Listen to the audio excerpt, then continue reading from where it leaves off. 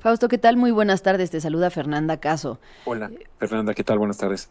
Muy buenas tardes. Me queda la duda de que hasta qué punto Irán tiene realmente capacidad de responder a una guerra contra un enemigo militar tan grande como Estados Unidos. Si no se suman otros países al conflicto que lo apoyen, pues ¿cuánto podría aguantar Irán en un tú a tú contra Estados Unidos y contra Israel? Sí, mira, lo que hemos visto en la última semana sí habla de una vulnerabilidad, ¿no? Al menos por aire. Las dificultades que tiene para defenderse de los misiles de Israel y de Estados Unidos son claras. Habíamos platicado la semana pasada de la cantidad pues, de soldados que tiene, ¿no? Irán, pero que de alguna forma en este momento, pues, se da por aire la batalla y ahí no se ve con claridad cuál es el inventario, ¿no? De misiles que tiene Irán.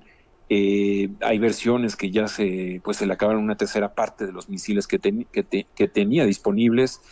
Sin embargo, bueno, pues lo que yo les comentaba la semana pasada, creo que el componente más, llamémosle, especializado que tiene Irán en estos ataques es el terrorismo, lamentablemente. Es decir, no creo que sea un ejército que esté de alguna forma pues, preparado para aguantar a Estados Unidos y a Israel durante muchos años o meses o semanas, pero sí tienen las capacidades de tener patrocinios, ¿no? Alrededor del mundo, inclusive hasta Venezuela prácticamente, de grupos afines a ellos, ¿no? Y el factor Rusia, China, ¿qué tanto puede jugar? El contrapeso, digamos, ofertas de armamento, no sé qué tan fácil sea hacerlo llegar ahí. ¿Qué tanto puede escalar esto? Bueno, yo creo que lo que estamos viendo en las últimas horas es que China sí ha ido platicando, negociando con Irán, por ejemplo, de que no cierre el estrecho de Hormuz, y eso ha aliviado un poco el precio del petróleo, pese a el bombardeo de Irán a una de las instalaciones de Estados Unidos en Qatar. Creo que ahí es importante porque esa es como una especie de bomba también atómica, es decir, cerrar el estrecho de Hormuz es impedir una quinta parte de petróleo circule y sobre todo gran parte de ese petróleo va hacia Asia, va hacia China. Y entonces ahí sí se dan pues sería un quiebre para China importante en términos económicos y a nivel mundial, ¿no? Entonces sí va a haber seguramente un apoyo de los aliados de Irán en las transferencias de armamento eh, para no, digamos que no escalonar este escenario que sea mucho más complejo la salida, ¿no? Aquí pues sabemos cómo empieza esto, pero no cómo termina, y lo más seguro es que Irán va a querer hacer la bomba atómica, es decir, no va a estar relegado o no va a ser, digamos, distante de los objetivos que tiene o tenía desde hace algunos años. Por el contrario, yo creo que ahora entrará en esta idea de que la quisiera obtener. Vamos a ver cómo esto ya es a largo plazo, ¿no? ¿Qué papel juega la ONU en todo esto? ¿Estamos ya ante la confirmación de que se ha vuelto un organismo multilateral obsoleto? Sí, Fernanda, totalmente. Y es lamentable porque es el único árbitro válido, ¿no? O sea, el único árbitro en este momento es el Organismo Internacional de Energía Atómica, que es de Naciones Unidas, que es la que tiene más información, que es la que tiene datos técnicos y no se guía por emociones ni por odio, sino simplemente son datos y números fríos. Eh, y a partir de ahí, si tú recuerdas, hace la semana pasada, hace 10 días, cuando este organismo pues sacó este documento en donde hablaba de la preocupación de que Irán sí está incrementando el uranio, lo está enriqueciendo, pues ahí vino todo y tomó la decisión el primer ministro. Pero respondiendo a tu pregunta, sí, es lamentable, un organismo multilateral prácticamente ninguneado por Israel, por Estados Unidos, por todo el mundo, bueno, por varias partes del mundo. Es triste porque nace de las cenizas de la Segunda Guerra Mundial. Los cinco ganadores de la Segunda Guerra Mundial, pues ahora, ¿no? 70 años después, algunos de ellos tienen muy malas relaciones y utilizan el arma del veto para de alguna manera paralizar el único órgano de la ONU que tiene dientes, como es el Consejo de Seguridad, y que tiene la capacidad de ordenar ataques, por ejemplo. Y sí es lamentable, porque sin un árbitro viene la anarquía y la invasión de la cancha, pues más allá de los 22 jugadores, podrán haber 60, 80 jugadores, todos ellos con armas y con ganas de lesionar al contrario, lo cual es muy preocupante. Otra pregunta, Fausto, en la labor de ustedes, por ejemplo, como analistas, ¿qué tan difícil es en estos tiempos, con tanta información, desinformación, Sí. con tanta inteligencia artificial para crear noticias falsas? ¿Qué tan difícil es el poder en comprender lo que está pasando al 100%? Es una gran pregunta la que haces. Yo te diría que no solamente es la información del momento, sino pues la preparación quizás, ¿no? De lectura de libros ya desde el pasado. En lo personal, pues yo desde el año 2000 fui profesor de estudios internacionales del ITAM, y a partir de ahí, pues la preparación, pero si tú ves a corto plazo, la información sí confunde mucho. Por eso yo soy de los que defiendo a los organismos multilaterales, defiendo totalmente al organismo internacional de energía atómica, y se me hace muy triste que ahora sea Irán el que de alguna manera amenaza al secretario general de ese organismo, lo cual me parece que es lamentable, porque cuando un árbitro te pita bien, pues le aplaudes, pero cuando tú crees que te está pitando mal, lo agredes, ¿no? Yo diría eso. Todavía hay, por fortuna, algunos medios de comunicación que son pues muy cercanos a la objetividad y presentan datos antes de opiniones, ¿no? Fausto, hemos visto en ocasiones previas que cuando hay un ataque contra Irán, Irán dice que van a responder con mucha fuerza, que el mundo va a recordar durante siglos el contraataque. Y ya cuando sucede el contraataque, o no existe o es menor, ¿no? En comparación con los ataques que el propio Irán recibe. Pienso yo que de Sí. alguna forma sería una intención de desescalar el conflicto. ¿Tú ves que después de estos ataques a bases de Estados Unidos, ¿no? Si se confirmara que no hubo muertes de personal, que se hicieron en zonas que no tienen una afectación mayor, ¿no? La estrategia militar de Estados Unidos de cualquier forma respondería a Irán de nuevo, o podríamos decir que con esto pues quedaron, no en empate, pero que Irán dice, bueno, ya hice mi respuesta y aquí terminamos la serie de hostilidades. Mira, lo ocurrido hace algunos meses entre Irán e Israel, vimos cómo de alguna forma era como tú me atacas y yo te respondo, y ya los dos nos cruzamos los brazos, ¿no? Es decir, si hay un ataque proporcional, o si había existido ese tipo de ataques proporcionales.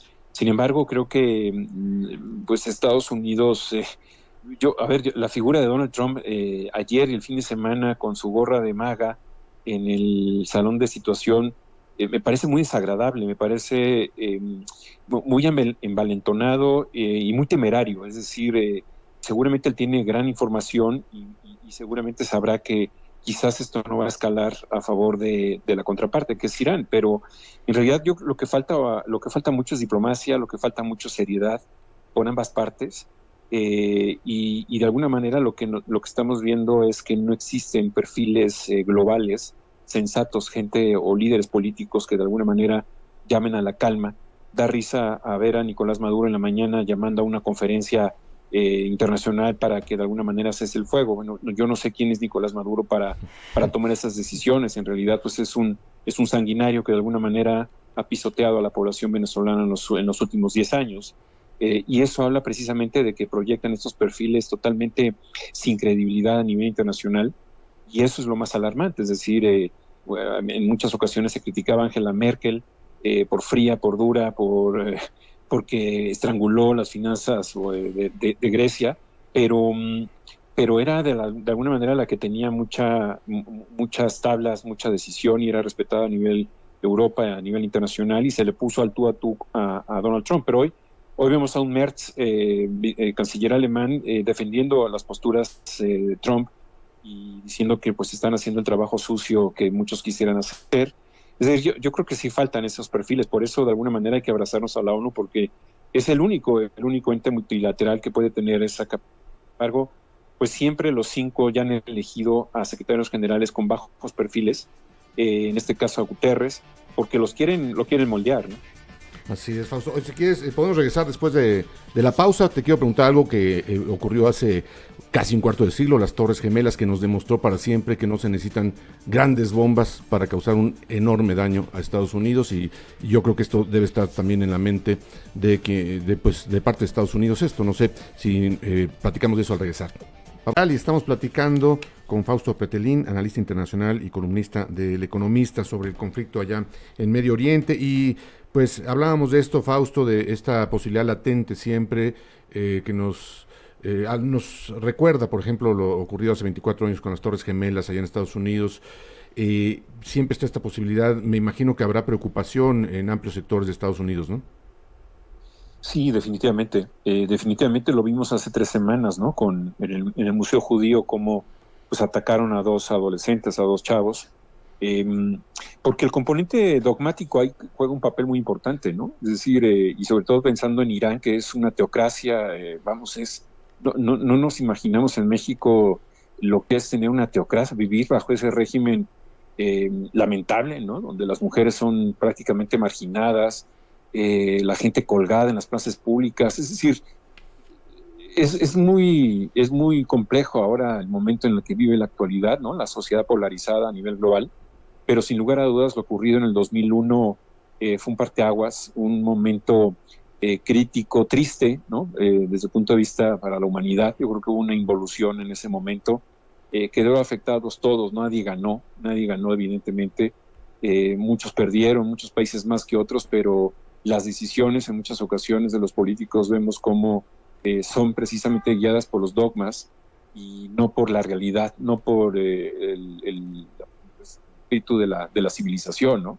El tema de la bomba nuclear es muy complejo, es una herramienta persuasiva que no se tiene que utilizar, ¿no? Lo vimos en Hiroshima y bueno, pues esa imagen va a permanecer por toda la historia, ¿no? Lo que provocó esa bomba nuclear, pero ahora pues vemos gente como Kim Jong-un, que también la tiene en Corea del Norte, y Corea del Sur y Japón también son amenazados, ¿no? Todos los días. Entonces, pues eso es para tomar decisiones con mucha calma. Por eso los políticos deberían de tener esa tranquilidad y no ser quizás ahora como lo es Donald Trump, en donde pues lo veo muy echado para adelante. Eso me parece peligroso. Pues sí, muy peligroso que razonen a veces con las vísceras. La verdad es que no augura nada bueno para las próximas semanas y meses. Esperemos que pues la razón esté antes que nada, que la diplomacia se imponga. No se ve fácil en el corto plazo, como dices, pero pues es el único camino que nos queda, ¿no? Sí, la diplomacia es la última carta, ¿no? La última carta para el entendimiento. Muchos tristemente la ningunean a la diplomacia, no les interesa.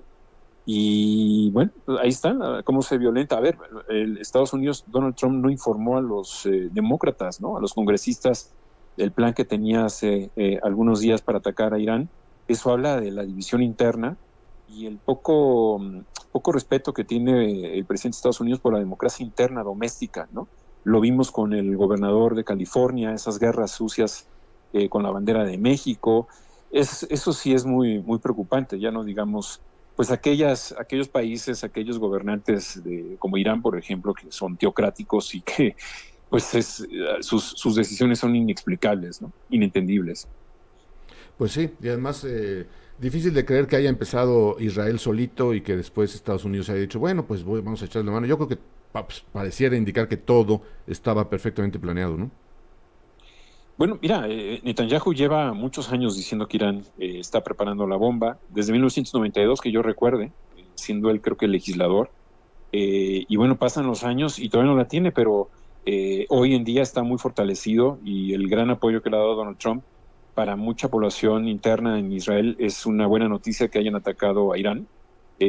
Como es, a veces no se entiende desde México porque pues en ese país pues, todos los días son amenazados, ¿no? Con desaparecerlos. Uh-huh. Sin embargo, bueno, Netanyahu viene de 20 meses atacando la Franja de Gaza de manera también irracional, con un posible genocidio. Entonces, pues donde voltees, no ves a políticos santos, ¿no? Sí, no, terrible lo que se ve ahí. Pues Fausto, muchas gracias y pues seguiremos platicando, si te parece, en los próximos días. Muchas gracias. Un gusto saludarlos. Buenas tardes. Buenas tardes, gracias.